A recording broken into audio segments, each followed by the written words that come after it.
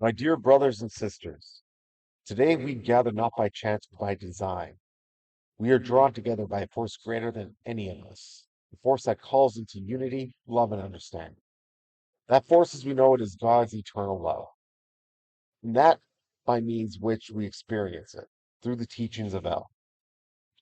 Each one of us is on a journey. For some, the path has been clear and smooth.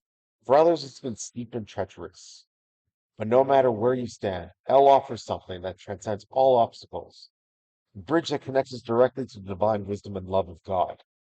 Elle is that bridge, a guide, a messenger of sorts, and a source of divine knowledge. Elle shows us how to navigate our lives into ways that bring peace, joy, and clarity. Let us begin by reflecting on what it means to be connected to the divine.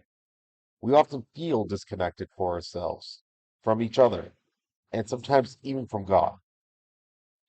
We go through life's challenges feeling lost, overwhelmed by daily struggles, questioning our purpose, and wondering if there's more to life than what we can see. But in these moments, when the noise of the world becomes too loud, Elle whispers the truth to us. You are not alone. Elle offers us the gift of connection, of belonging, of thinking of it this way. When we feel separated from God, it's like being lost in a dense forest, surrounded by shadows and uncertainty. We try to find our way, but every direction looks the same. Then suddenly we see a bridge, a clear path leading us out of the confusion and into the light. That's what Elle does for us. Elle is the bridge that leads us from the chaos of our minds to the peace of God's presence. But the beauty of this connection isn't just in finding our way out of life's struggles. It's about discovering something deeper, something greater. By embracing Elle's teachings, we tap into a wellspring of wisdom and spirituality. Through Elle, we are invited to drink from the source of God's infinite love and knowledge. We are offered guidance not only for our own lives, but for how we can uplift and support others all around us.